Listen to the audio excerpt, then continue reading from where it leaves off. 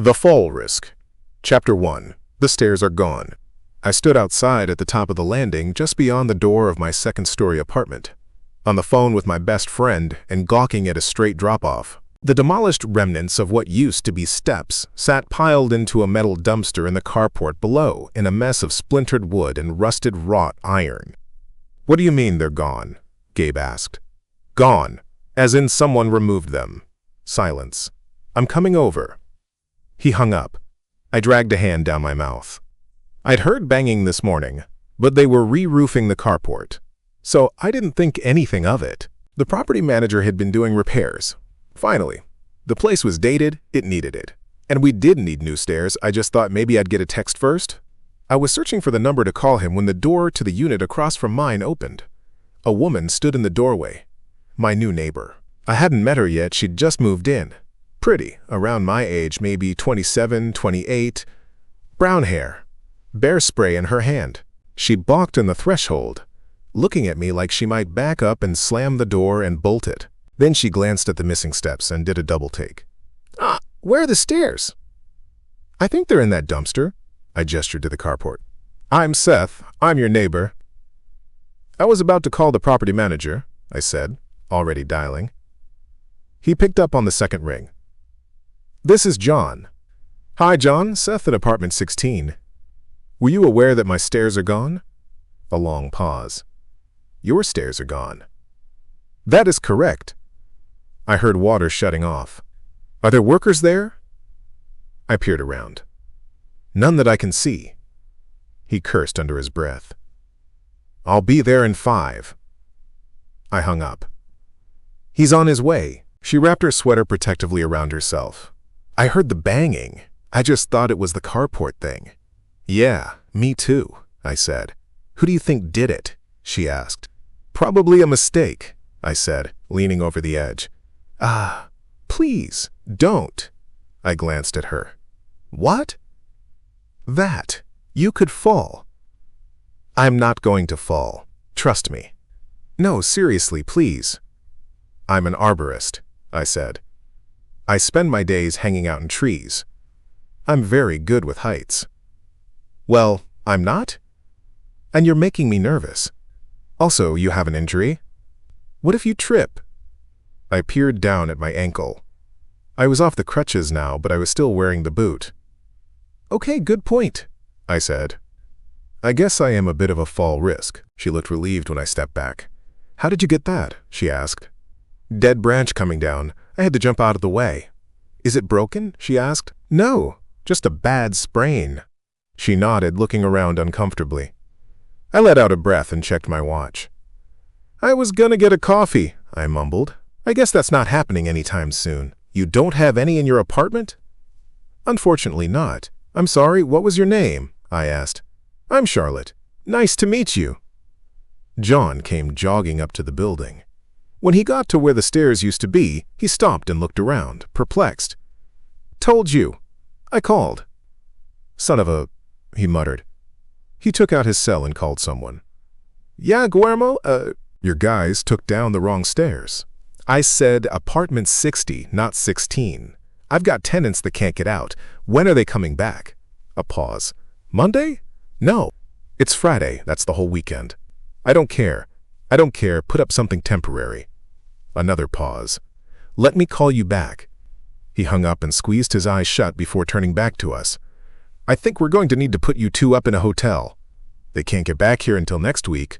The concrete guys are already gone for the weekend. The railings aren't getting delivered until Monday morning. The earliest I can get you stairs is Monday by 5 o'clock.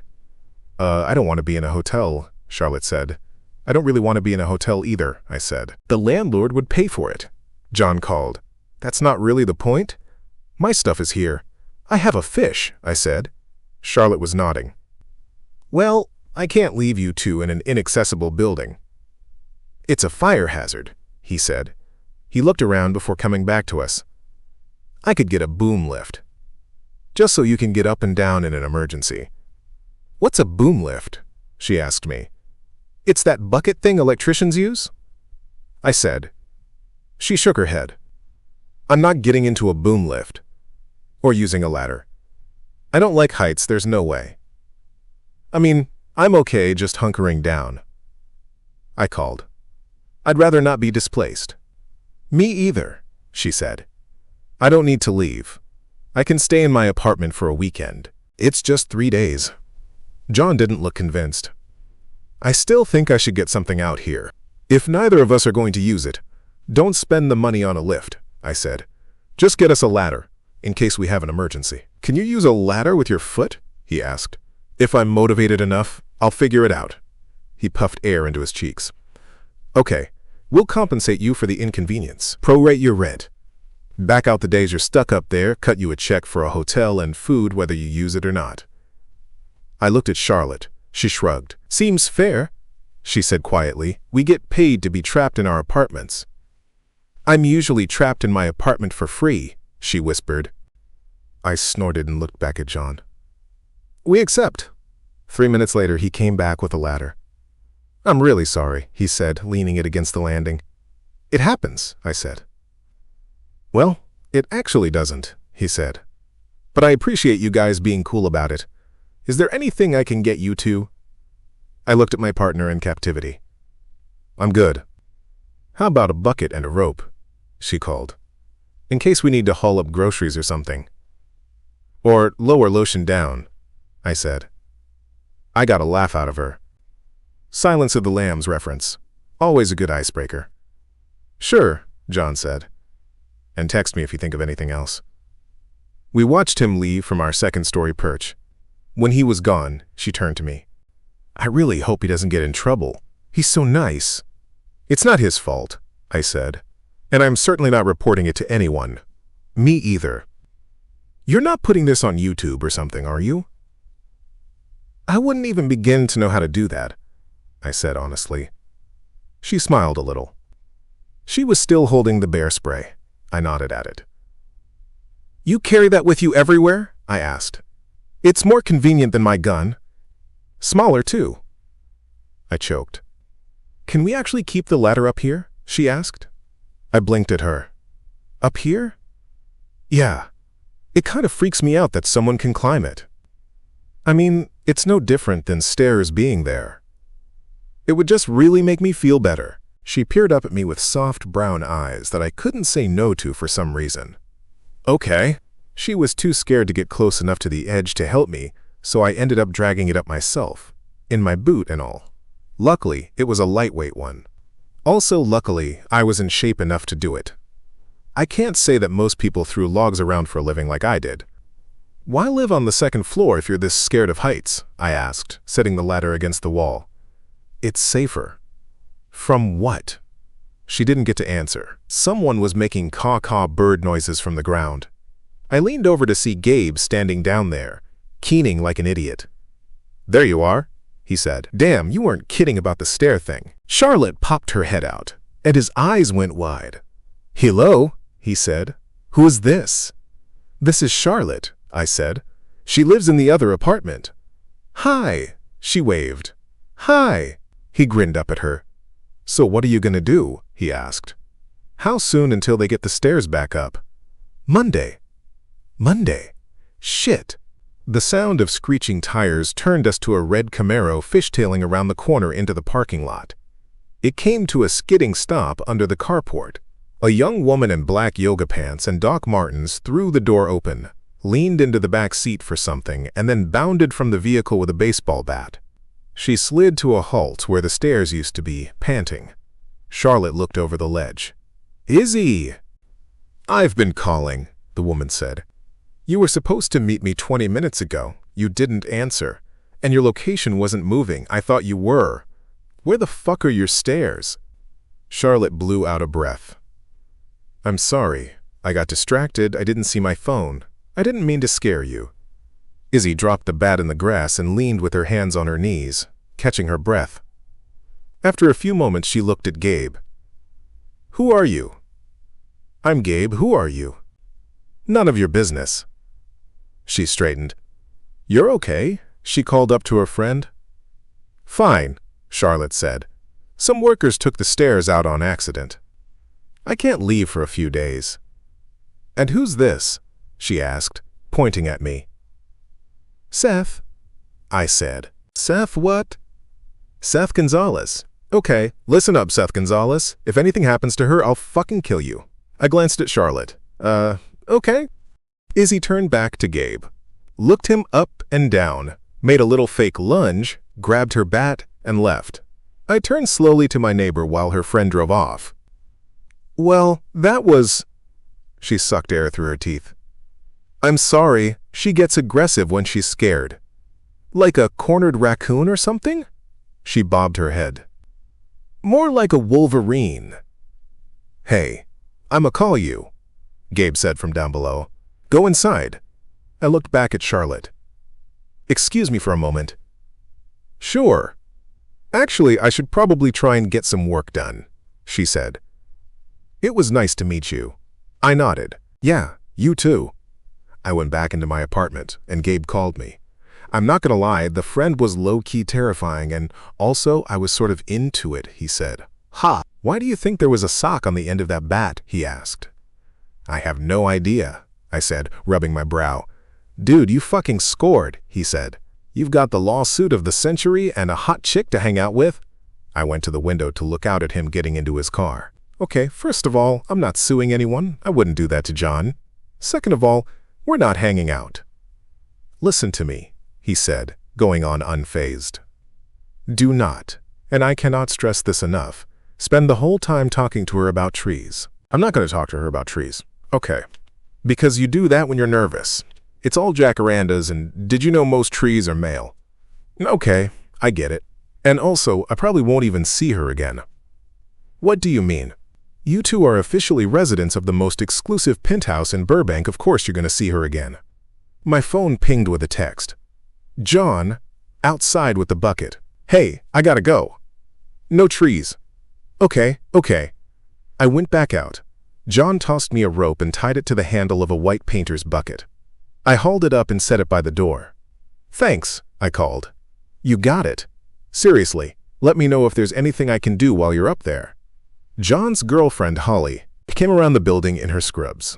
She was a hospice nurse. She worked a lot with a residential retirement home where I volunteered. I actually knew her before I knew John. It's how I found the apartment. She scrunched up her nose when she saw me. Oh man, Seth, we're really sorry. It's fine, I said. I'll let the ladies know you won't be making it to bonsai class tonight. Appreciate it. She smiled at her boyfriend. See you later, she said, and gave him a quick peck. He grinned after her. Smitten. I used to be smitten with someone once. Now I was divorced. Today, actually. It was like the universe wanted me sequestered this weekend, so I had no choice but to mull over the very strange turn that my life had taken over the last year. No distractions. No daily trip to get coffee. Think about your ex and be sad. I went inside to see what else I had with caffeine in it, so I could stave off the headache I felt creeping in. I found a depressing, carbonated but caffeinated sugar-free soda that Cecilia left when she moved out, and it was too practical to throw it away. I didn't like to waste things, even things that tasted like shit. I took swallows of it like it was medicine. I watered my plants, fed my fish, stared out the window in my bedroom at the Black Mission fig tree that was the reason I'd chosen this particular apartment after the separation last year. It was a great tree. Divorced. I still couldn't fully believe it. It's hard to process something like this when you did everything right. I could say, with 100% certainty, that I had given that marriage everything. I was faithful, I was an equal partner, I loved her with my entire soul. I just wasn't what she wanted. What she wanted was fucked up, to be totally honest, which made it a little easier to come to terms with. But still, someone knocked on my door. I set my terrible soda down and went to answer it. It was Charlotte, with coffee.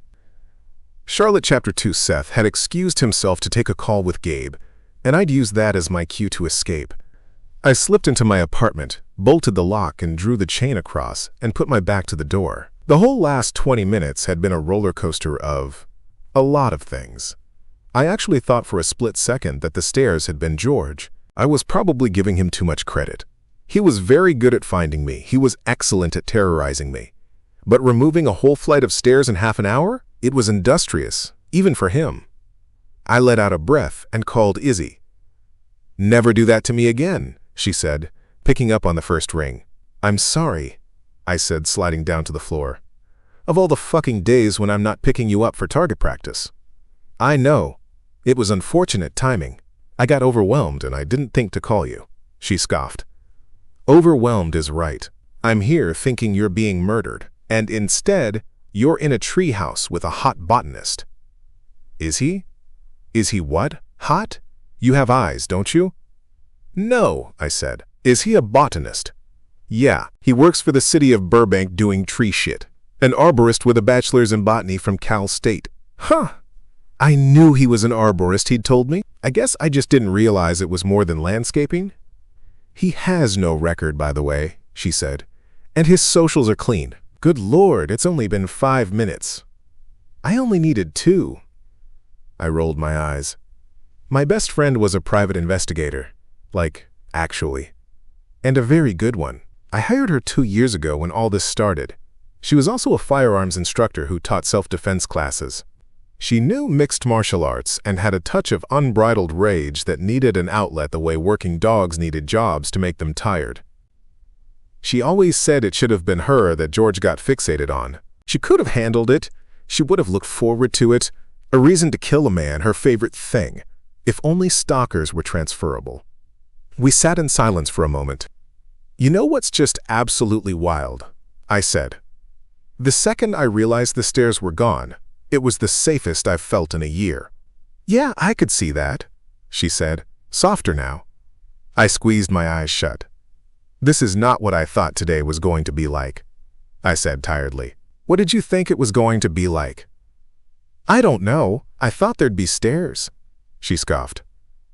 I guess I'm missing Valentine's Day on Sunday, I mumbled. It's stupid anyway. Not stupid to me. The only times I felt truly safe going out these days were when I was with Izzy's friend group. A posse of female ex-military, active police who like to go to brunch. I wanted a mimosa. I moaned. No, what I wanted was to feel normal again. I wanted to wander a Target, walk alone on the beach, go on dates. The isolation was the worst part. Well, the second worst part. The first was the afraid for my life at all times thing. But I used to be social. I used to work in an office with coworkers, and we'd go out for drinks, and I'd go on vacations and have lunches with people. Now I didn't. Now I worked from home. It was safer. Less risk than having a parking garage to walk through to get to an office. A place of business that anyone could go into at any time. A routine that could be tracked and followed. Now there were weeks that I didn't even leave the house. Entire periods of time where it was just me in the 4 walls of my apartment, alone. Because going to a bar or a restaurant or even the nail salon was too much exposure. I never felt safe. I never slept well. This one sick, twisted human had changed every aspect of my life. Sometimes it felt like he had already killed me. A part of me. And he made me weird. He made me the kind of person who carried around bear spray. So when I did meet a cute guy, he'd be like, wow, bear spray, huh? And then I'd bring up my gun. God. I think I'm going to run for a bit, I said, looking forlornly at my treadmill. Maybe some weights after. Working out was one of the many things I did now to prepare myself for the potential fight for my life I might have to make one day. That and the self-defense classes I took with Izzy. I'd never been in better shape. My ass looked great, and nobody to see it. Why don't you go hang out with the tree guy? She said. Why would I do that? Why wouldn't you do that? What else do you have to do? You've got the urban equivalent of a lumberjack across the hall. And he's single. How do you know? Bitch, I know. His friend is single too. What? You didn't even get his last name. Women solve entire murders on their podcasts. You think I can't find out all I need to know about some rando I met on the lawn? She had a point. What was most disturbing was that, given all her detective skills, she still couldn't locate the one person we needed her to be able to locate. 2 months ago, George had violated his probation by failing to report to his officer. When they went to his house, he had moved. To where nobody knew. This wasn't good. It was the same thing he did before he showed up at my last apartment. Having a complete psychotic break. Peering into my windows from the bushes at 2 a.m. He'd had duct tape. He got a slap on the wrist for violating my restraining order. Because of course he did. 1 week in jail that I'd used to move. Again. And then probation. He should have been locked up.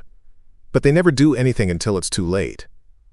Seriously, "Go over there," she said. "He's probably busy." "He's probably not. He's on temporary disability for the ankle thing. He posted about it on his Instagram a few days ago. He doesn't work from home, and he can't leave. You have a bored, captive audience." "My favorite kind," I mumbled. "Get up! Go make a fucking friend. Knowing your neighbors makes you safer." She wasn't wrong.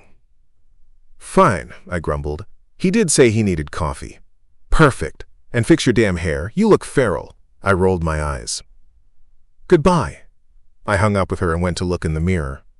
I did look feral, and tired, and pale. He was cute, and I looked like someone who didn't live in a country with sun. I'd tried to make my pathetic little balcony nice enough to sit out there, but it was full sun-facing and way too hot. My whole apartment was pretty awful, actually, which was sad considering how much time I spent here. I'd considered hanging things and painting, but again, what was the point? All that work and a lost security deposit for holes in the walls just to have to move again when George inevitably found me. I'd read that stalkers usually stopped once they fixated on someone else. At least if he was still obsessed with me, he wasn't doing this to another woman. Some other girl who would never be the same. If I thought about it like that, it gave me a little peace. Like my sacrifice was saving someone. Really, it was the only silver lining. That and I now had excellent marksmanship. I could put 5 rounds, rapid fire, into center mass from 10 yards away while chewing gum and listening to an audiobook. I splashed water on my face and took my hair out of the ponytail it was in. It was kinky, so I tried to brush it, and I succeeded in making it frizzy and kinky, so I got in the shower. I didn't want him to think I was making some drastic effort on his behalf. He knew I wasn't going anywhere, so anything I did was for him, so when I got out, I threw my hair in a wet braid, tossed on some shorts and a t-shirt, flip-flops and lip gloss. No mascara. I grabbed a bottle of iced coffee from the fridge and left. It was just the two of us on this floor. Our doors faced each other with a decent-sized breezeway between them at what used to be the top of the stairs. I had seen him a few times on my video doorbell. He never had girls over. He never had anyone over except for that Gabe guy. I remembered the first time Seth came hobbling home on crutches a week ago. I actually felt a little sorry for him. He'd been struggling to get his door open while he carried a bag of groceries, and I'd almost popped out to help. Then I remembered that's how Ted Bundy had lured his victims, and I changed my mind. I felt bad about that now. He seemed nice. I knocked.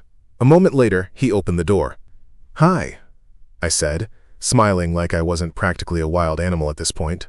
"Hello. I was wondering if you wanted to have some coffee." I held up the bottle. His grin got bigger.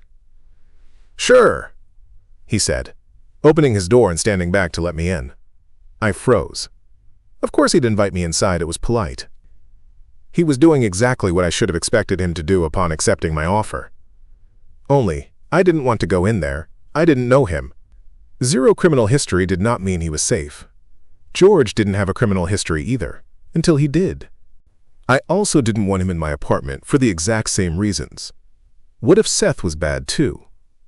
What if I was safe from my stalker at the moment, only to be trapped up here with another mentally unstable man who, "Why don't we set up some chairs on the landing?" he said, studying me. "Huh?" I said, snapping out of my spiral. "The view's great," he said. "It's covered. I've got a few beach chairs we could hang out there." He picked up on what I was feeling. I don't know how, but he did, and he was giving me an out. I was beyond grateful. I looked over at the area between our apartments. It was a great space. Now that the stairs were gone, it was sort of a covered balcony. And he wasn't wrong about the view. You could see palm trees over the top of the carport. It was nice. It was outside. It was a neutral space that felt very non-threatening. "Okay," I said. I waited while he hobbled in on his boot and procured 2 blue and orange striped beach chairs. He set them far back enough to keep me from being nervous about the ledge. The white bucket John had delivered was sitting by Seth's door. He flipped it over and set it between the chairs as a makeshift table. Then he limped back inside and came out a minute later with 2 glasses of ice with plastic straws in them. He handed me one. "Thanks," I said. "Thanks for the coffee." We sat in our chairs, pouring our drinks. He brought the straw to his lips and took a sip and closed his eyes. "This is nice," I smiled. It was nice. Izzy had good ideas.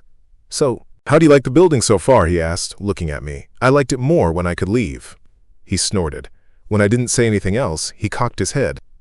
"Do Did you know that we have terrible allergies because most trees in urban settings are male? I drew my brows down. Seriously? Yeah, it's... He stopped himself. You know what? Never mind. So what do you do for a living? He said, changing the subject. No, I want to hear about this tree thing. Really? Yeah, you can't just drop some random piece of tree trivia on me and then bail. He laughed a little. It's just... Gabe told me I'd do this. Do what? Talk about trees. I do it when I'm nervous. You're nervous? Why? You're heavily armed. He gestured to the bear spray which I still had. Sorry, it's my emotional support bear spray, I said, putting out my lower lip. He laughed. So tell me, male trees. No, it's stupid, he said. It's not stupid. I want to hear it. My allergies are terrible. The corner of his lip twitched. Okay. He sat back in his chair dramatically. Every street in this city is a carefully cultivated allergen corridor. I nodded. A hooking start, I'm listening. Female trees produce fruit. Fruit falls. It makes messes. It attracts vermin. So most trees planted in urban areas are male. They put out pollen with no female trees to absorb it, so it ends up in the air instead. I gaped at him. It's true. That is botanical sexism. I breathed. Also, that would make a great band name, he chuckled. What else? I asked. He eyed me. Are you just asking me to be nice? We don't have to talk about trees. No, I'm serious. What else?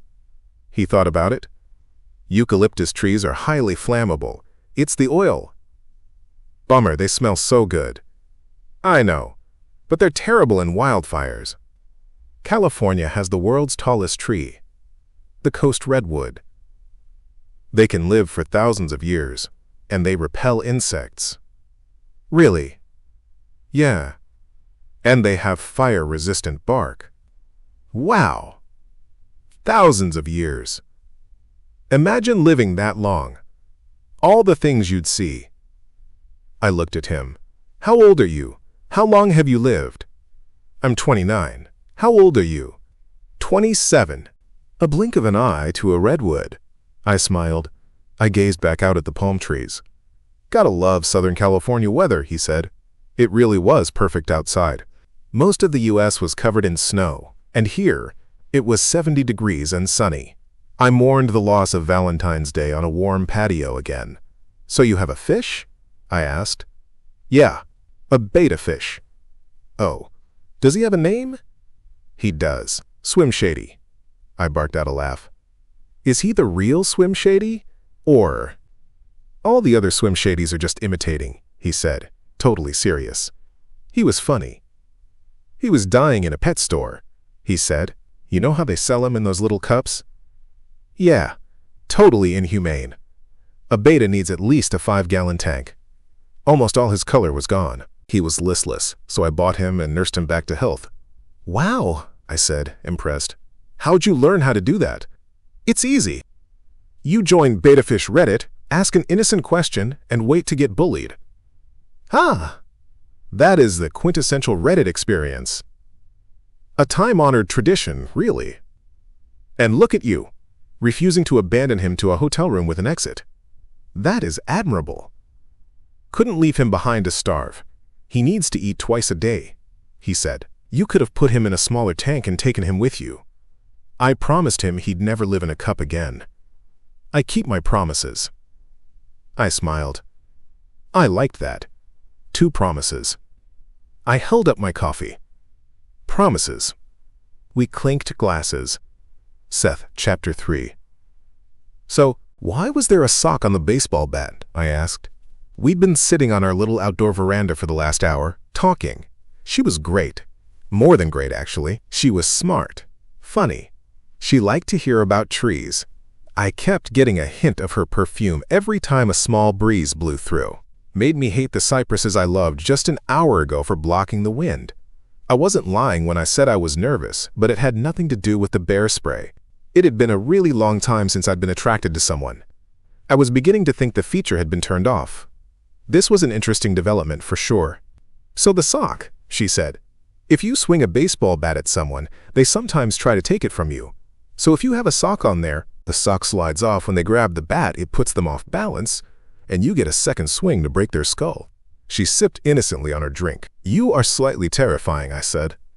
Am I? She grinned. Thank you. So why bear spray? I asked. I mean, instead of pepper spray. Isn't it illegal to use on humans? It is, but I don't really care. Bear spray has better accuracy. It's got a 40-foot range. Pepper spray only has 10. Huh. And you have a gun. Guns, she corrected.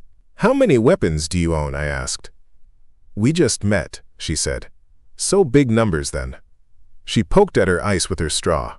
Huge, I laughed. Then her smile fell a little. I have to protect myself, she said. From what? More like from who? I studied her. Is it an X or... No, she blew out a breath. For the last 2 years, I've been stalked by a customer at the bank I used to work at. I blinked at her. Do you have a restraining order? She nodded. I do. But he doesn't care, and it's really hard to catch him. Catch him doing what? What does he do? Well, he started by just coming in a lot. He was creepy, and he only wanted me to help him, so I would, because that was my job. Then he went from coming in every week to coming in every day. Then multiple times a day. Then the threats started. What kind of threats? Weird stuff? That I was his one true spirit wife. I'm supposed to bear him sons. If he can't have me, no one can. She shivered. We banned him from the building, but the next day he was waiting for me in the parking lot, so I quit my job. Then he showed up at the next one. And the next one. He broke into my car and did disgusting things in there, left me a gross letter detailing how he was going to kill me. He finds where I live. He'd go through my trash. Your trash? Yeah. It's not a crime. Did you know that? You can go into someone's garbage and collect their lint balls. Totally legal. He's tried to break into my apartment twice. What? Yep. It's why I live on the 2nd floor, even though I don't like heights. What happens when you call the police? She shrugged. He's usually gone by the time they get here. The car and the death threat letter they couldn't prove was him. They did catch him this last time he tried to break in, but only because a neighbor noticed him looking in my window, and they called the cops before he could run. He made bail the next day. It took months for the court proceedings, and then he only got a week in jail and probation. So he just walks around free. I deadpanned. Pretty much. They say they can't do anything until he does something more serious. So I carry bear spray. She paused before continuing. His name is George. He's 42, and he's ruined my life. She gave me a smile that didn't reach her eyes. I stared at her. I'm going to give you my number, I said. If you ever need me, you call me. I'll get here faster than the police. Thanks.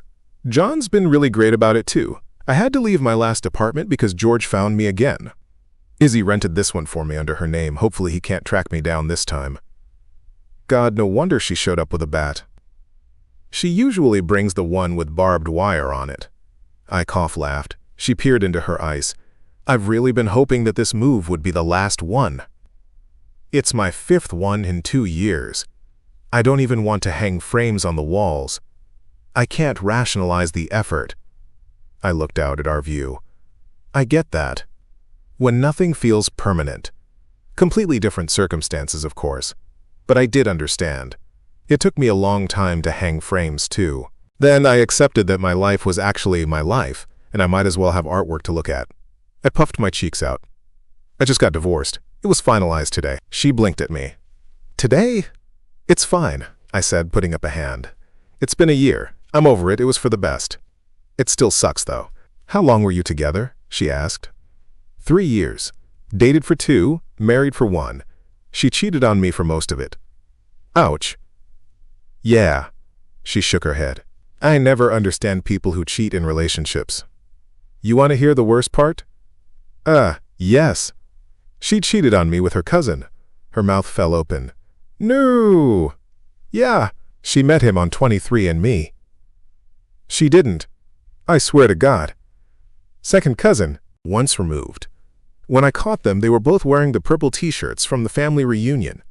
I said, talking around my straw, "Shut up! Pecker Family Reunion 2023. It had a cartoon woodpecker on it, right here on the chest. Her face cracked, and she started laughing. "I'm sorry, it's not funny." "No, it's hilarious," I said. "I mean, not at the time, obviously. But in retrospect, I can appreciate it. The family resemblance is very strong. They look like siblings, which makes it so much more disturbing." She was dying. Her laughing made me laugh. I'd never actually poked fun at this.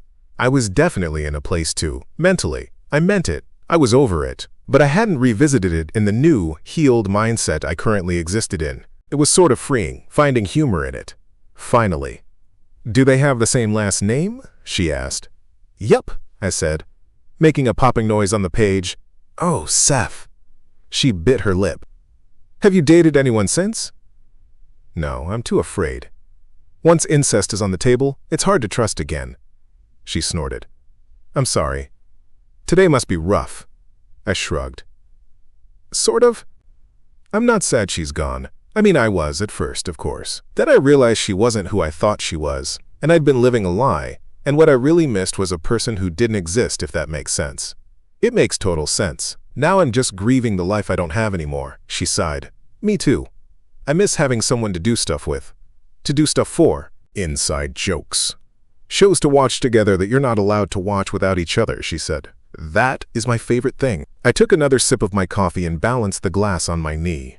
"Now I have to think about dating apps," I grimaced. "The apps are the worst. To be honest, I'm way too introverted," I said. "I probably won't do it." "Maybe you'll meet someone at work," she said. I lolled my head to look at her. "I hang out with a disproportionate amount of men in my field. And trees. Lots and lots of trees. Sometimes bushes. Shrubs. Not very many women." She laughed. 3 years, she said. "That's a blink of an eye for a redwood." "Well, when you put it like that, I guess it does feel like less of a big deal." I set my glass on the bucket. "So, what do you do?" I asked. She let out a sigh. "I do accounting. I do it from home. And I hate it. Not the accounting part, I like that. The at-home thing. I guess you have to, right, with that guy out there?" "I do. It's not really safe for me to have an office." "I don't know what I'd do if I couldn't be out in nature," I said. "You would slowly lose your marbles." "Probably." "I wouldn't know," says someone living that exact experience, doing that exact thing. "That's got to be hard to work from home and not even have a nice space." "I tried to fix up my balcony," she said. "I got some plants." "And how's that going?" "Let's just say I don't think you'd be impressed with my horticulture skills." I laughed. "Well, if you ever need any plant tips from a guy whose wife left him for her cousin—" "Wait, she left you?" "Yes, she did." She started laughing again. "I'm sorry," she said, giggling. "I should probably be acting sympathetic right now or something, but I think I've forgotten how to behave around people. I'm so weird, it's from lack of socialization." She tried to sober up. She couldn't do it. I didn't care, it was funny. "They're getting married," I said. She choked. "The invitations are going to say Pecker and Pecker," she howled.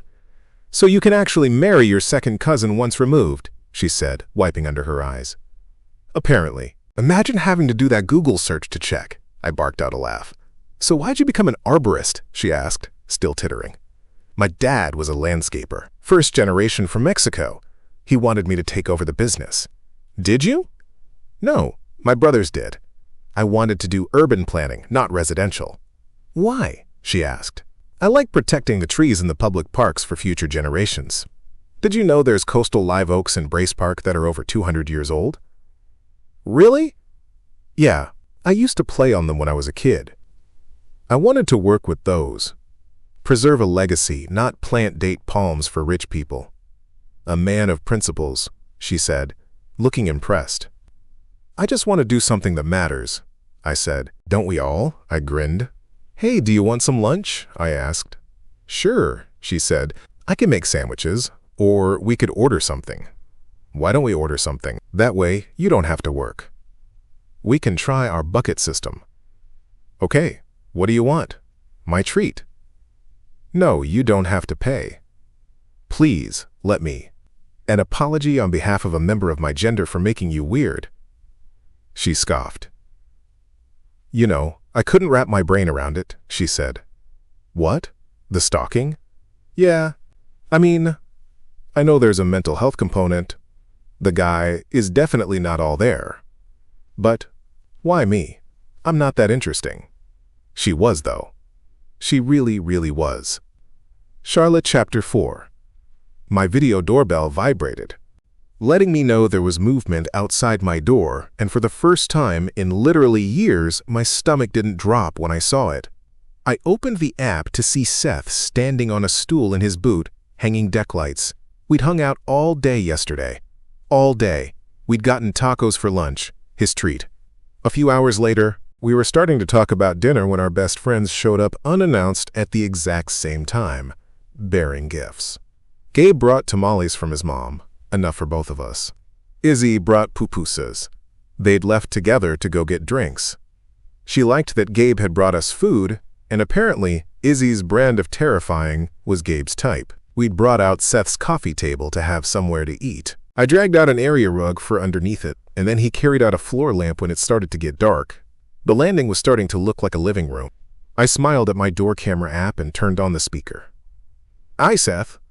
He stopped with his hand on the hook he was installing and grinned in the direction of my voice. "Good morning. What you doing?" "Installing some lights. Ambiance matters." I laughed. "I'm going to hop in the shower. I'll be out in a bit," I said. "Coffee?" "Yes, definitely." I jumped out of bed and ran to the bathroom. This time, I did put makeup on after my shower. When I came out with iced coffees half an hour later, he was just finishing the lights. "It looks good," I said, smiling up at them. "Like a patio at a really nice restaurant." "Thanks," he said. I let out a happy sigh. I'm so glad I get to be outside. You know what I miss so much? What? Hanging out by the pool. This I wouldn't do even with Izzy's militia of girlfriends. Too open, too indefensible. And the thought of that creep, seeing me in my bathing suit, made me feel physically ill. "We should bring some plants out here," Seth said. "Yours." "You don't want mine, trust me," I said, putting my straw in my mouth. "How do you know? Show me. You want to see my balcony of death? It's that bad, huh?" 2 minutes later, we were out there. "It actually is that bad," he said, looking around in wonder.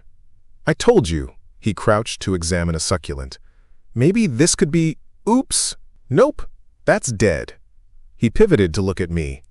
"Thank you for inviting me to your rotunda of root rot and sadness. I think the razor wire on the railing really pulls it all together." I laughed. "So you have no advice for me then?" "I do. Don't buy any more plants." "Okay, I'm gonna let that slide because I laughed really hard at the cousin thing yesterday. But this is the only freebie you get to make fun of me." He flashed a smile that creased his eyes and made something flutter in my stomach. It had been so long since I'd felt like a woman. Since I'd flirted and blushed and felt safe having a man in my space. I didn't think twice about walking him through my apartment just now. Seth was a man I wouldn't mind meeting alone in the woods. He was warm and kind and sweet, and devastatingly handsome. Honestly, it was ridiculous. He looked like a brown-eyed Brandon Schleener. Tan, tall, strong, but funny and self-deprecating. Imagine having this and picking your cousin. "You know, if you want, I can hang some of these frames," he said, closing the slider behind him and nodding at the stack of prints I'd left leaning against my gun safe. "Well, if you feel you need a project, yeah, let's do it, unless you want to paint first." He looked at me. I wasn't planning on it. No point in losing my deposit for a few weeks of color if I have to move. He put his hands on his hips and studied my bare walls. "Let's make a deal." He looked back at me. "We paint your walls, and if you leave, I'll paint them back to white and stucco the holes so you don't lose your deposit." I eyed him. "Why would you do that?" "Because this place is fucking depressing," I snorted. "Seriously, what else do we have to do? John's probably going to Home Depot today anyway. He could pick up supplies." I didn't answer. He peered at me gently. "Look, I know what it's like to live in a place like this, and I get why you're doing it. But then it also feels a little like he's winning." I let out a breath. He was winning. He'd been winning for a very long time. Seth was right. I guess if I had to be backed into a corner, the corner should at least be the color I wanted it to be. "Okay, I said. Let's paint. Seth texted John, who was, in fact, on his way to Home Depot. We sent colors I wanted matched down in the bucket.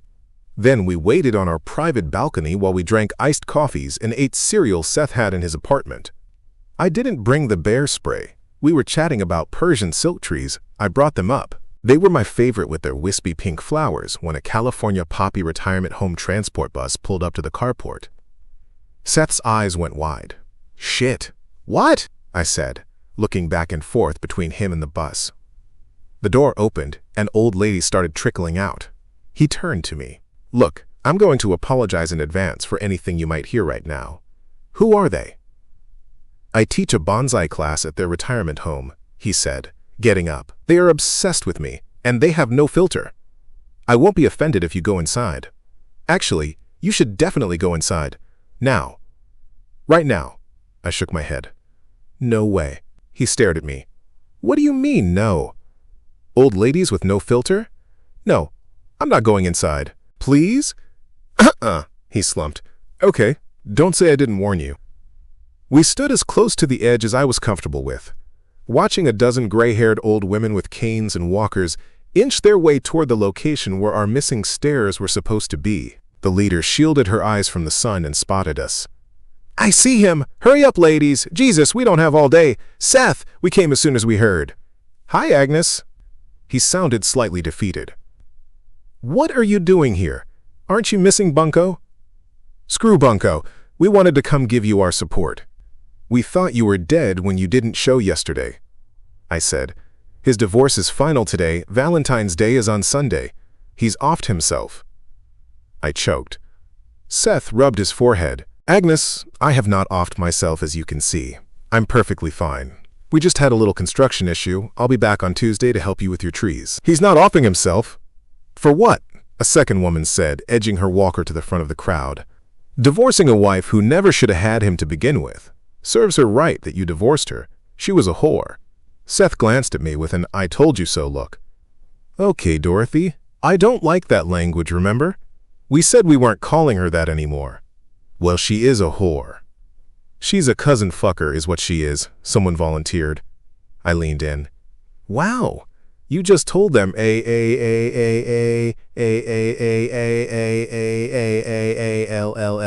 the business, I whispered, trying not to laugh. Well, in my defense, they are very good listeners, with not-so-great memories. Or so I thought, he said quietly. I sucked air through my teeth. Cousin fucker really stays with you, I said. Who is that up there with you? Agnes said. This is my neighbor, Charlotte, Seth said. Agnes took the glasses off her head and put them on to squint up at me. Oh, she's pretty. She is pretty, someone parroted. Have you seen his six-pack thingy yet, hon? Someone asked. Dorothy twisted to look at her. What thingy? The muscles on his stomach. When did you see that? A tiny woman from the back asked. When he was lifting up Betty's tree to put it on that shelf. His shirt went up. Oh, I saw that. I counted 8, though, not 6. Seth coughed into his fist. Well, have you? Dorothy asked me. Seen it? Not yet, I called. It's on my list. Is it? He whispered out of the side of his mouth.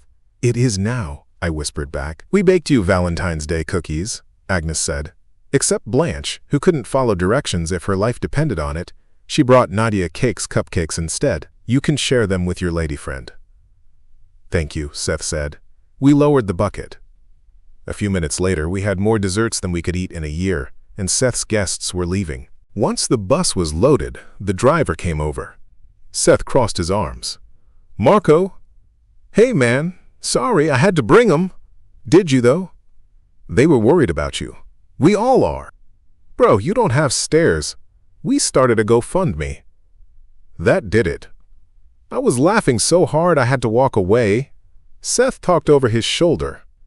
You keep laughing and I'm not sharing my cookies with you, I wheezed. I don't need the GoFundMe, Seth said. And please text me next time you're bringing the girls over. I would have liked to mentally prepare. You got it, bud. He gave Seth finger guns. "We're all praying for you." "Okay, thank you." Marco left. I was still cracking up even after the bus was gone. I had taken the top plate out of the bucket. Pink heart-shaped sugar cookies with the word whore piped on them in a circle with a slash through it. I died. I held one up, and Seth stood there with his arms crossed, trying to look serious and failing miserably. "That's Ruth's blue ribbon recipe," he said. "She makes them for her church bake sales." "Of course she does. Did you see this one?" I asked, showing him a cookie with 8-pack abs piped onto it. The Seth lore goes deep over there, California Poppy. "Those women are sexually objectifying me, and you think it's funny? What are they like when you're on the ground?" I asked. "Very grabby." "Ha!" He held in a laugh. "I'm sorry," I said. "Is there really 8, though? Is that possible? I'm not telling you. My carefully sculpted washboard abs are none of your business." I bit my lip and closed the gap between us until I was looking up at him with just inches to spare. "Okay," I said. "I won't ask about your smoking hotbod anymore." "Good." "You're not a piece of meat." "No, I'm not," he agreed. "And I want you to feel safe hanging out with me." "I don't feel safe," he said with mock seriousness. "Not at all." "Audible, what can I do?" He arched an eyebrow. "Can I have the bear spray?" "You really want to keep me off you?" "Come to think of it, no." We smiled at each other. We were so close I could feel the heat from his body. I liked the heat. He smelled good. I liked the hint of a beard he had, the way his forearms flexed when he was pulling up the bucket, his broad smile, and his deep brown eyes. I liked that little old lady's baked him cookies, and he had a rescue fish, and he talked about trees. Seth was my type. Seth was probably everyone's type. I wondered if I was his. His eyes dropped to my lips. Mine dropped to his. Someone cleared their throat from below. We broke eye contact and peered over the side. I've got the paint," John said, looking uncomfortable. We stepped back from each other, instantly embarrassed. At least I was. "Thanks," Seth said, running a hand through his hair. We gotta empty the bucket, give us a second." We transferred the cookies, somehow managing to not look at each other. When we were done, he lowered it down to John, and I stood there, not sure what to do with myself. I had to fan my face because my cheeks were getting hot. "Do you want me to help you pull it all up?" I asked. "No, I got it. You don't like the ledge," he said. "Okay." I put a thumb over my shoulder. "I'll just start taking off the light switch covers?" "Good idea," he said. And I fled into my apartment. Seth Chapter 5. "How's it going in the Eagle's Nest?" Gabe asked from my speakerphone. I took my boot off and looked at my bruised ankle.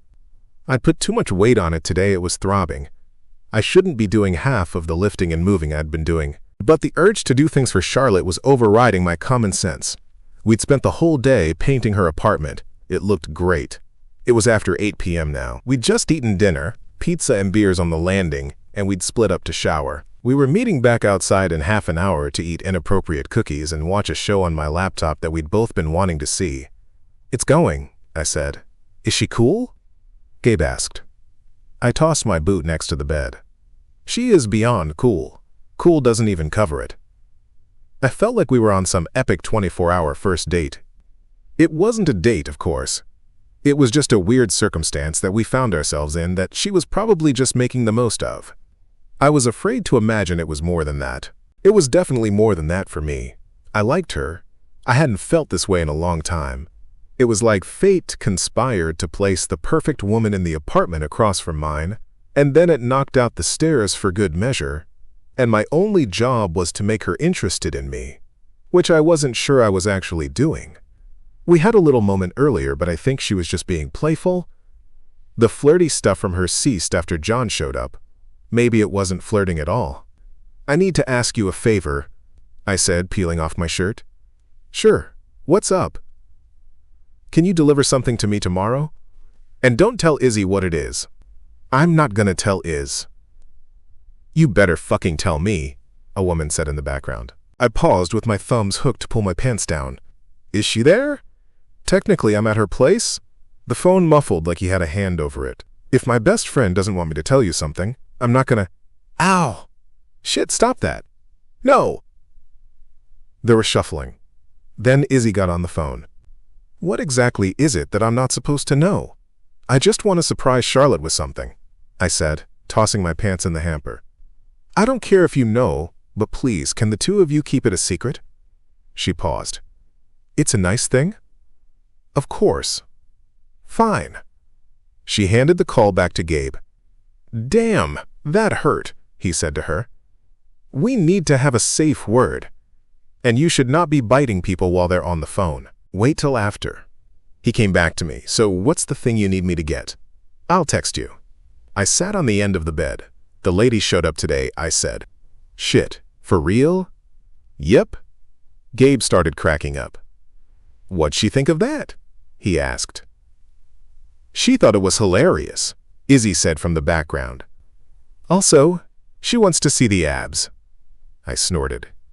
I said I didn't want to be treated like a piece of meat. I actually didn't mind. At all. Not from Charlotte anyway. There was a shriek on the other end of the line.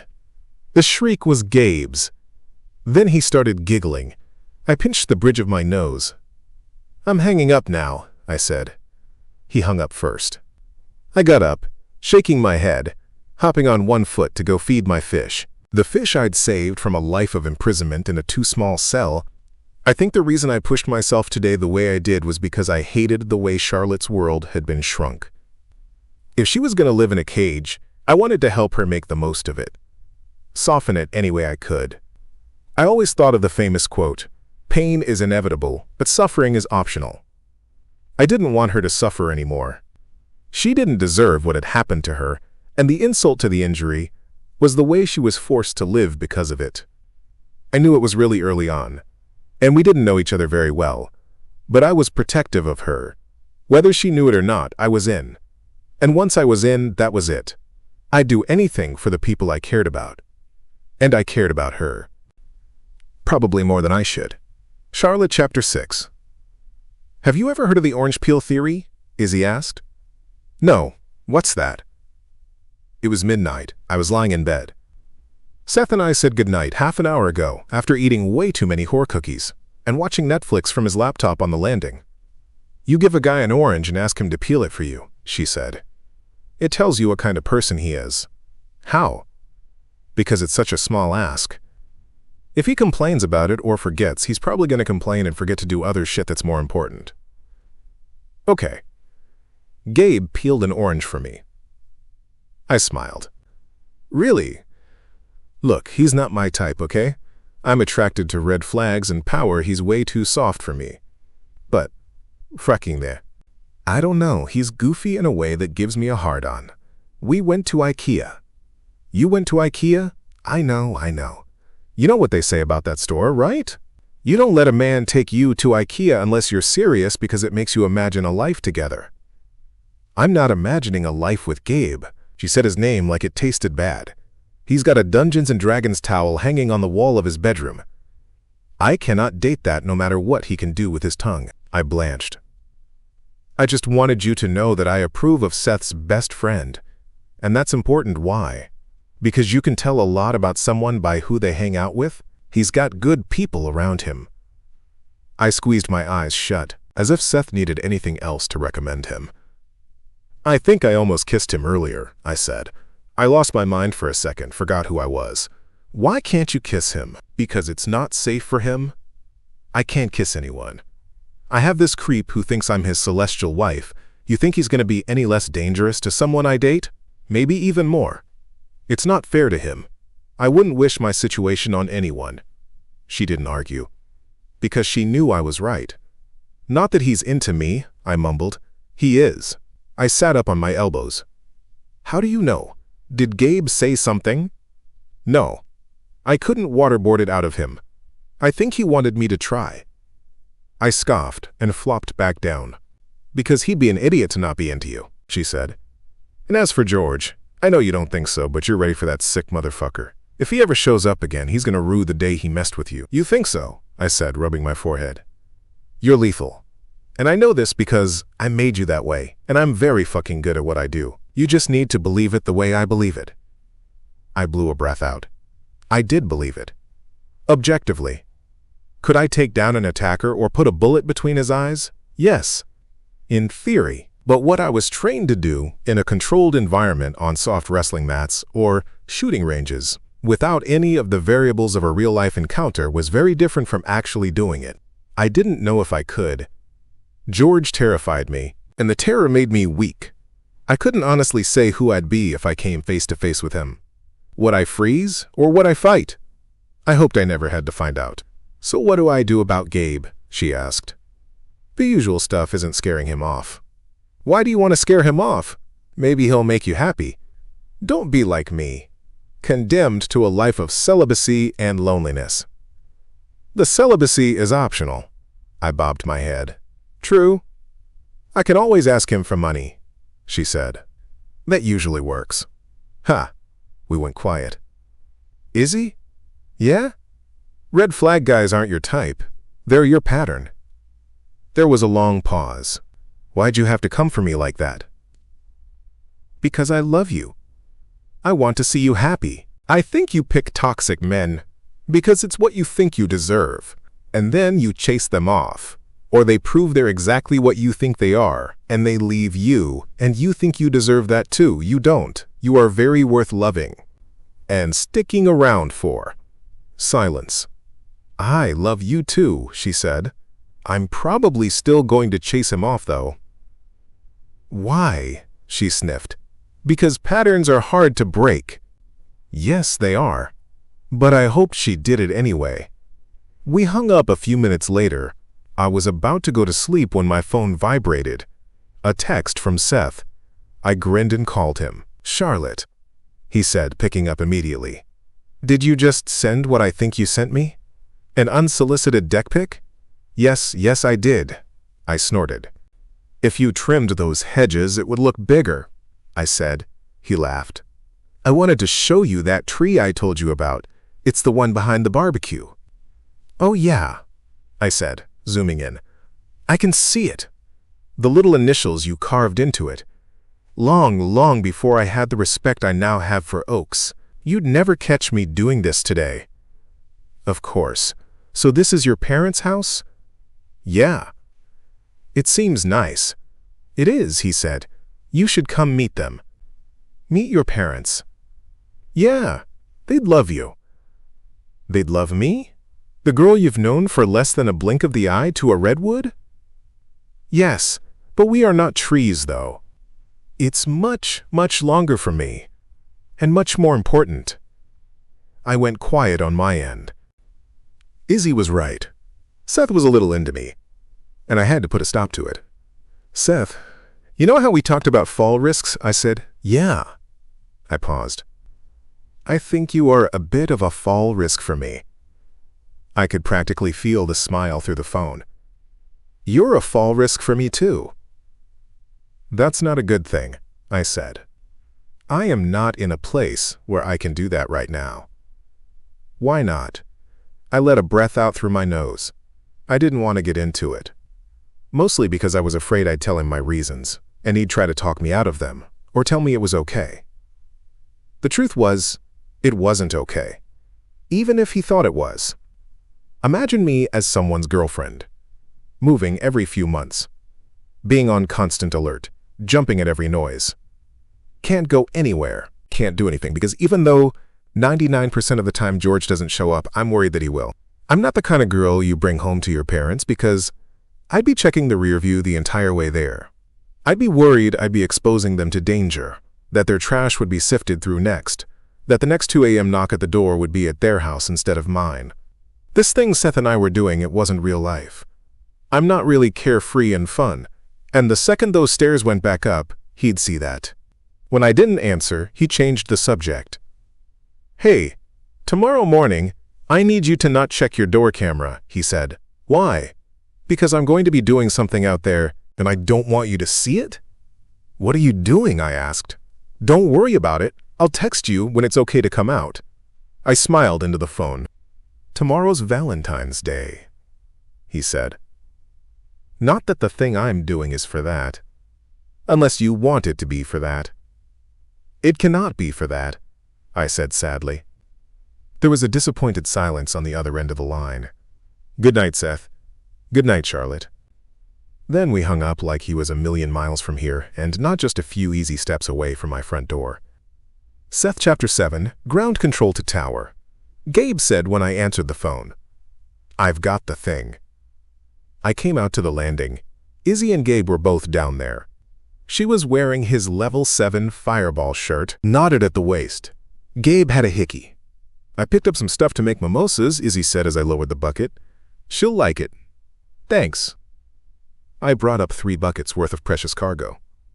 Let us know if you need anything else, Gabe said after the last bucket made it to the landing. Will do. He turned to Izzy. Hey, you want to go get boba? I need $200, she said. He pulled his face back. For boba? No, for me, for stuff. $200? Yes. He pulled out his phone. Is Venmo okay? What are you doing? She said, incredulous. He looked up at her, confused. I'm sending you money. Put that away. Why? I thought. Put it away, Gabe. She stomped off. He blinked after her. Is Zell better? No! She spun on him. You're supposed to be turned off by that. By what? You needin' $200? She threw up her hands. By me needing anything. By me asking for help or wanting to rely on you. That's what men do. They run when you need them. He shook his head. I'm not gonna run. Why would I run? I like that you need something. It gives me something to do for you. He looked at her earnestly. I like doing things for you. She stared at him. Then she marched back over, muttered, fuck patterns, and threw her arms around him and kissed him. He looked stunned for a split second, then he kissed her back. Really kissed her back. They were full-on making out on the lawn. They were a very, very odd couple. It was Sunday, Valentine's Day. I'd never cared for this holiday. It always seemed like an excuse to spend money. Today it felt like an excuse to make Charlotte smile, which meant I was now a fan. I got to setting everything up, ordered breakfast for us, put the champagne and orange juice Izzy brought on ice. Then I texted Charlotte and told her to come out. I waited with a single carnation in my hand. The second the door opened and she saw what I'd done, she gasped. You didn't, she breathed. I'd set up a kiddie pool on the landing, brought every plant I owned out to brighten the space, turned on the string lights, draped the coffee table with a beachy pool towel, made a mimosa bar. It came out great. Our own little oasis. She put her hands over her mouth. The sparkle in her eyes made the throbbing in my ankle worth every painful step I'd taken that morning. I heated up water on the stove, I said. I didn't want it to be too cold for you to get into. Seth. I smiled. Happy Valentine's Day. Charlotte Chapter 8. Seth took off the boot to get in the water. He did not take off his shirt. I can't believe you're still wearing that, I said from my side of the kiddie pool. You haven't unlocked this level yet, he said. How do I unlock the level? You know how to unlock the level. He grinned. God! He was perfect. The pool changed my brain chemistry. I couldn't believe he'd done it.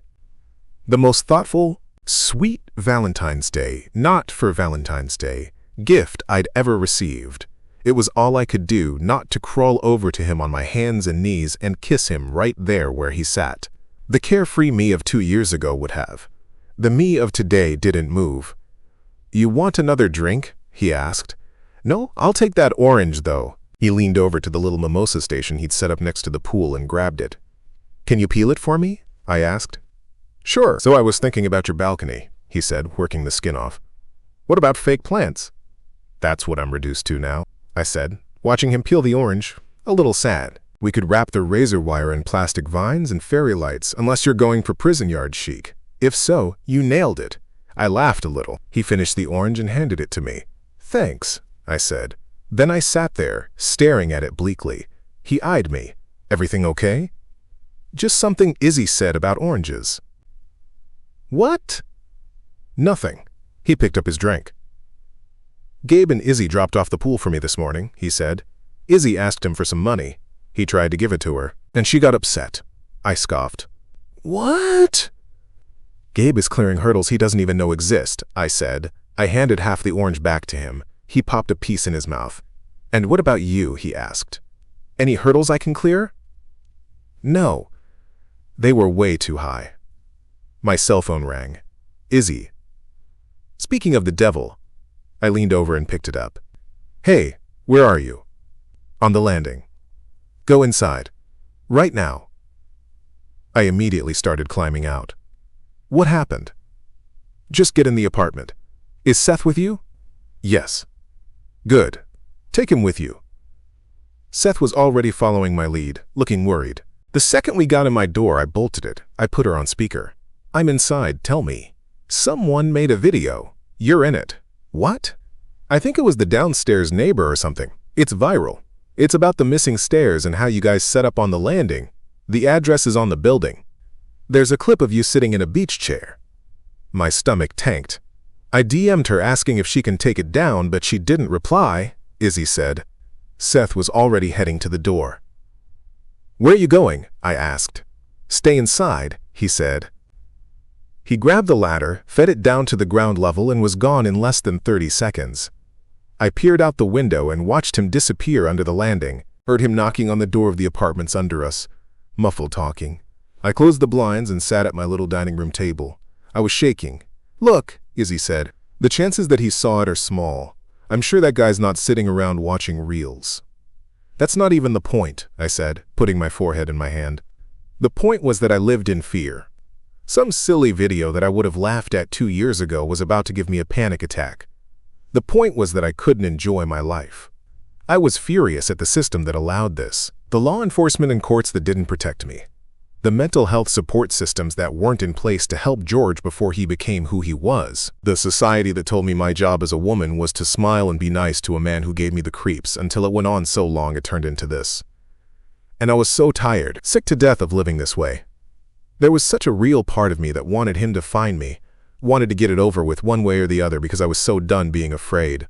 I hung up with Izzy. When Seth came back 5 minutes later, he was limping. He'd taken his boot off for the pool. Then he'd climbed up and down a ladder on his injured, unprotected ankle. It was already so bruised, and now he'd probably exacerbated it. I felt bad that he'd been running around on it for me. I felt bad for all of this. They took the video down, he said. I explained everything. They were very understanding. Let me get you some ice, I said, getting up to grab a sandwich bag. I can't believe you went down a ladder on that. Well, I said I would, he said, hopping to the table. If I was properly motivated. I laughed a little. He took a chair, wincing as he elevated his foot. He looked down at himself. I'm dripping all over your kitchen. I can get you a towel. He peeled his wet shirt off instead. He balled it into his lap, completely oblivious. I stood there, gawking. Ooh, for fuck's sake. There were 8, the Ziploc I was holding, tipped in my hand, and I dropped a few ice cubes. I bent over to grab them, and I kicked them instead, so I ended up chasing them all over the kitchen in my bathing suit. He watched this with amusement. You okay over there? Fine, I said, my voice a touch too high. I finally got the last one and dropped it in the sink. I did what I could to regain my composure, and I closed the zipper seal and handed him the bag. He was grinning at me. I crossed my arms. You know, you shouldn't just pull those out without letting people know they're coming, I said. I need to announce them, like the abs are entering the building. Stop. I mean, the ladies did soft launch them. It's not like you didn't get a heads up. Stop. He started laughing. All day you're trying to get my shirt off. Well, I wasn't as ready as I thought I was. I flopped into the chair across from him. Why are you this fit anyway? It should be illegal. Trunk strength is very important in my line of work. Tree puns. Of course. He smiled at me, and my face softened the tiniest bit. Seth. The right guy at the wrong time. No time was ever going to be the right time until all this was over. I squeezed my eyes shut for a long moment. When I opened them, he was studying me. I don't ever want the stairs to come back, I whispered. I want it to stay like this. It can keep being like this. No, it can't. Not when he can get to me. I won't let him get to you, he said. He will have to go through me first. That's what I'm afraid of. I looked at him, my eyes sad. I really like you, I said quietly. I really like you too. And not just in a neighborly way. I had to turn away from him. Sometimes the start of something good begins during something bad, he said. We don't get to pick when these things happen. I know. But I don't think I can do this. And I don't think I can stay here. We peered at each other quietly across the table. So I don't really want to be that guy who always talks about trees, he said. I snorted. But redwoods, he said. I wiped under my eyes. The oldest trees in the world. Yes. They get that way by supporting each other. They intertwine their roots with the roots of other redwoods, and it gives them stability. A redwood tree alone would fall. He paused. You are not alone, Charlotte. Let me help. How? I asked. What do I do? You put down roots. You've got me. You've got John here, Izzy and Gabe nearby. All people who would protect you, look out for you. I can get to you in 5 seconds, and if I'm not here, John can. Stay. I looked away from him. Like, staying wasn't all I wanted. I wanted to put down roots. To stop running. To stand my ground. I wanted to keep living in the apartment we just painted with the friendly property manager and the cute boy across the hall. But my location had just been compromised. George could be on his way here, right now. And even if he didn't see that video, he'd find me eventually. He always did. But then, if I knew that, what was the point? Why go? Izzy was right, I'd never be more ready. I was trained, I was armed. And every time I ran, all I was doing was putting off the inevitable. I was going to come face to face with my stalker one day or another. He would never stop. It was going to happen. So why not here? And just like that, I made the decision. I was done being chased out of my own life. I was done locking my jail cell from the inside.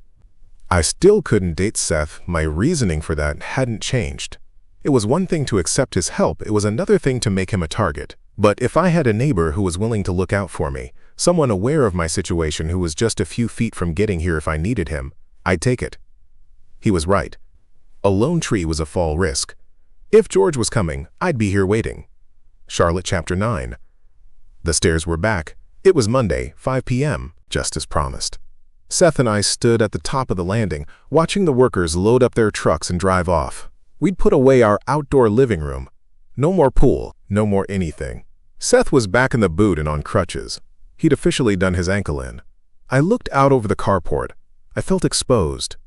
Okay, he said. So my door camera's in, and John's having cameras installed in the carport the day after tomorrow. What else do you need? How else can I make you feel safe? This is more than enough, Seth. Thank you. I'll keep my motion alerts on 24 hours, he said. When I go back to work in a few weeks, I'll call John if I see anything and I can't get there before he can. I gave him a soft smile. How are you single? I feel like the ladies would have set you up with their granddaughters by now. Oh, they tried, believe me. Bonsai night is like an involuntary round of speed dating. I snorted. I just think I have a very specific type, he said. Which is what? Heavily armed, slightly weird accountants? I laughed. You're sure I can't take you on a date, he said. I took in a deep breath. I'm sure. We stood there in silence, looking out over the carport. I think Izzy and Gabe are a thing. I think they're a thing too, he said. She doesn't really trust men, I said. Well, he's a good one. She doesn't have anything to worry about. She's a good one too, I said. A little hard to get close to at first, but worth waiting for. I felt him look at me. You are too, you know. What? Worth waiting for. I peered over at him. I'm sure there's another heavily armed, slightly weird accountant out there for you. But will she like my tree puns? I'd be stumped if she didn't, he chuckled. Then the mirth faded out, and he looked at me a little sad. You're still not allowed to watch that show without me, he said quietly. I had to swallow down a lump in my throat. I promise I won't. He gave me a half-hearted smile. My heart reached for him. I gently pulled her back in. They say it's better to have loved and lost than to never have loved at all. I wasn't sure I agreed. Something told me I'd never get over the loss of this. It was early, and so new, but I could see all the places it could have gone anyway. Where it should have gone. Instead, Seth would just be a friend. An open field of flowers that I could see from my prison. Cool, fresh air while I suffocated in my little box. And one day, I'd look at the motion on my doorbell and he'd be coming home with someone else. And I had to accept this, and all the other things that had been taken from me. "Oh, I forgot," he said, breaking into my thoughts. "I got this." He went to his apartment and grabbed something by the door. He held it up proudly. "A baseball bat with a sock." I smiled. "Let me see it." He handed it to me. "Nice," I said. "Wood. Heavy. I love it." He checked his watch. "I have to feed Swim Shady. Want to come inside for a sec?" "No. I want to stand out here another minute." "Okay? I'll be right back. Then we can go water your plants." "You haven't given up on them?" He paused halfway in the door. "I haven't given up on anything, Charlotte." He limped in on his crutches and shut the door behind him. I waited a moment, standing there at the top of the stairs, leaning on the baseball bat. I looked out over the view I'd fallen in love with over the last 3 days. I was gonna miss sitting out here.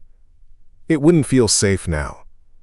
But I really did love it while it lasted. The clouds against the blue sky, the palm trees swaying. I wanted more. I wanted to go with Seth to the pool. A real one. Or walk with him in one of his parks and let him show me his trees. I wanted to say yes when a boy I liked asked me on a date. I wanted something moved at the edge of the property line. The hairs on my arms stood up. I think I sensed him before I actually saw him. An unnatural energy that made my skin prickle. George. He came out from some bushes lining the parking lot. Dirty, ragged, looking like he'd been living on the streets for the last month. I wouldn't have even recognized him if his eyes didn't haunt my nightmares. I watched him stride across the lawn, making a beeline directly for me. He had a box cutter in his hand. It was weird I wasn't more scared. In fact, I wasn't scared at all for some reason. My heart was pounding, and adrenaline flooded my system. But I wasn't afraid. Something else was happening. Something unexpected. Rage. Pure, unadulterated feminine rage. How dare he? How dare he come here? To this place that I'd started to love. To my home? To hurt me or hurt Seth, to steal my peace, to rob me of more than he already had. The last 2 years flashed before my eyes. I saw every time he made me uncomfortable. All the times he came into my work. And then all the times he made me scared. Standing by my car, looking into my windows, staring back at me from a mugshot. All the times I couldn't see him at all, when nothing but the thought of him shrank me and pushed me into a corner and backed me in. The jobs I couldn't have, the experiences I couldn't enjoy, the man I couldn't date. Angry didn't cover it. I was a ball of fury, a supernova. I was the one who was dangerous. Izzy was right. I wasn't the same woman I'd been when he first laid eyes on me. I knew how to protect myself now. I knew how to fight. I was fit and strong. I was underestimated and beyond done. All the self-defense training I'd learned over the last 2 years activated, except for one core thing Izzy drilled into me. I ran in his direction instead of away. I jogged down the steps and stalked toward him, bat in hand. He looked almost elated. What a thrill to catch me out in the open, full view.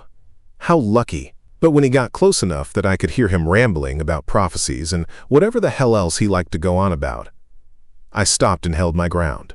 "Do not come any closer to me, or I will defend myself," I said, firm and clear. He closed the gap. I raised the bat and swung. He let go of the box cutter to grab it. The sock slid off in his hand. He staggered backward. I swung again, aiming low, and cracked him right across the kneecaps. I heard the bones break, and he dropped like a screaming sack of rice. Then I did it again for good measure. And that was it. It was almost anticlimactic. 5 seconds, tops. I stepped back, panting, my attacker neutralized. Kicked the box cutter out of reach. Drop the bat. My ears started to ring. I began to shake. Then Seth was there. He was calling 911. I was being taken back up to my apartment. Sirens. Police arrived. An ambulance came. Izzy's car screeched into the parking lot. It was over. And I was free. Seth Chapter 10. There was chaos in the half hour after the incident. John came, Gabe next, and the cops showed up. They took my statement. Izzy got there and ran up to Charlotte inside, where the police were getting her account of the events. When I knew Charlotte was in good hands, I used the moment to make my way outside and over to the ambulance. "Hey, do you mind if I talk to him for just a sec?" I asked the EMT, loading the gurney with George on it into the back of the rig. "His knees are shattered. We really need to get him." "I only need a moment," I said. "It's important." The EMT looked at his partner. His partner looked at me, just a harmless guy on crutches. He shrugged. "Whatever. Make it fast, though." I leaned over the man who had been terrorizing the woman I'd been falling in love with. He didn't look like a monster, but then monsters rarely do. "Who are you?" he rasped, clearly hurting. "Good. I'm Seth," I said. "I live here across from Charlotte. Have you ever heard of the western sycamore tree?" He grimaced in pain. "Huh?" "They're a protected species in California, so once one's in the ground, it's staying put. They can live up to 600 years, so if you were to bury something under one of them, chances are that thing would never be discovered. At least not for a few centuries." I leaned in. "If you ever come back here," I whispered, "you won't find her, you'll find me. And then no one will ever find you." I held his wide-eyed gaze for a long, purposeful moment. Then I straightened. "All done with him, boys, thanks." He yelped in agony while they pushed him the rest of the way into the ambulance. The police were coming out with Izzy as I made my way up the stairs. The cops jogged past me down the steps, and Izzy paused on the landing. "We're heading out to see if we can find George's car in the neighborhood," she said. "You got this?" She nodded over her shoulder to her best friend's apartment. "I definitely do." She studied me. "You're a good one, Seth." "Thank you. I'll still kill you if you hurt her, though." "You still think you need to?" "Looks like she could just kill me herself." She tried to look serious, but she couldn't. We shared a proud smile. She gave me one final nod, then she walked past me down the steps. I came in and shut the door behind me. Charlotte was sitting at her kitchen table, clutching tissues. When she saw me, she got up. I set my crutches against the wall, and she closed the space between us and threw herself into my arms. "He's gone," I whispered. "You did it." She melted into me, and I folded around the extra space and pressed my nose to her hair. I kept my promises. I meant every single thing I said to that piece of shit. If he ever came back, I had a chainsaw with his name on it and a public park in need of a new tree. But I didn't think he'd be back. Not walking anyway. Charlotte was a bigger force to be reckoned with than she gave herself credit for.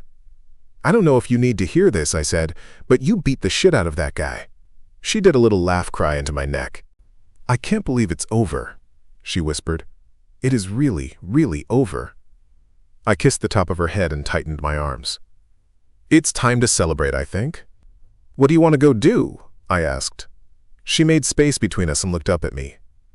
"Anything?" "Anything and anywhere you want." She sniffled, gazing at me with those pretty brown eyes that I couldn't say no to, even on the first day. "How about a date?" she asked. A grin spread across my face. "I want to go to dinner," she said. "At a restaurant with lots of indefensible spaces. I want to go see a movie, and I don't want to sit in an aisle near an exit, because it gives me the fastest escape route. I want to get ice cream after in a place with tons of windows. Oh, and I want to do this." She stood on her toes and she kissed me. My heart burst in my chest. This did it. It was officially over for me. I was done for. I think I'd been done for a while. I slipped my hands over her cheeks and I kissed her back. It was slow and gentle and perfect. The first few moments of us, a blink of an eye for a redwood, but timeless for me. She pulled away, out of breath. "Wow," she said against my mouth. I smiled. "Yeah. You didn't tell me you were a good kisser," she said. "Well, I don't like to brag about myself. I let the ladies do it for me. I'm gonna have to let them know about this so they have the most up-to-date info." I laughed, and she beamed at me. I brushed a lock of hair behind her ear. "Ready to go?" I asked. Yeah, she cocked her head. Hey, I saw you by the ambulance. Did you say something to him? Oh, you know me, I was just talking to him about trees. She smiled and kissed me again. Charlotte epilogue. 6 months later. Be so fucking for real, Izzy said. You're cheating. You have to be cheating. Nobody has this many of those cards. Gabe looked wounded. Babe, that hurts. Please collect 4. She scowled, and Seth and I shared an amused look. It was our monthly game night on the landing. Team Botanical Sexism versus the Hellhounds. Every month for the last 6 months, we brought the furniture outside, set it up at the top of the stairs, and had Gabe and Izzy over for cocktails, appetizers, and games. Next month you're hosting, Seth said, organizing his cards. Damn, you're not even going to let us get settled in first? Gabe said. Nope, Seth and I said at the same time. Gabe and Izzy were moving into my apartment, because in less than a week, I was moving into Seth's. We debated which unit to take. He was okay moving into my place if I preferred. We did spend all that time painting it, but I had to agree that the fig tree outside his bedroom window sold it. It's a lot of work hosting game night, Seth said. Fine, Izzy said. We'll host, but I'm not cooking. I'll cook, Gabe said. I can make those wings you like, with the lemon pepper. Izzy narrowed her eyes at him. I think I might like living with you. I hope so. You made me take down my towel. Izzy gave Gabe an unapologetic, playful look. He grabbed her and pulled her onto his lap and kissed her. She made a joyful noise I thought I'd never in a million years hear from her. She was a lioness turned kitten in his arms. I loved it. I couldn't believe how different life was now. How happy. I was back to working in an office. I got to get dressed and stop for coffee on the way and interact with other humans. I felt like one of those dead plants on my balcony that had been brought back to life, and I was teaching self-defense classes with Izzy on the side. I was sort of a legend now. The story about my last encounter with George went viral. The same neighbor who posted the video of me on the landing got the whole thing on her doorbell camera. This one we didn't ask her to take down. The comments were eye-opening. It was sad to learn how many women had experiences so similar to mine. They found empowerment in my story. Everyone wants to do something that matters. Leave a legacy. I was proud that this one was mine, even if it did suck while it was happening. I'll tell you what I am looking forward to, Seth said, organizing his cards. Having a co-parent for Swim Shady. Swim Shady definitely needs another adult in the house, I said. And I'm just glad I don't have to take care of my plants anymore. Me too. It was hard to watch, I gasped. I'm just kidding, babe. Those plants should have tried harder. I laughed, and he smiled at me before leaning over and giving me a kiss. My forest. All 3 of them, really. Our roots intertwined to give each other strength. Hey, you guys want to meet us for lunch tomorrow? Gabe asked, talking to us but nuzzling noses with his girlfriend. How about the meatballs at IKEA? Seth said. We need to go, Izzy nodded. I love IKEA, and I need to get some stuff. Perfect, I said. We'll all go to IKEA. Time to imagine a life together.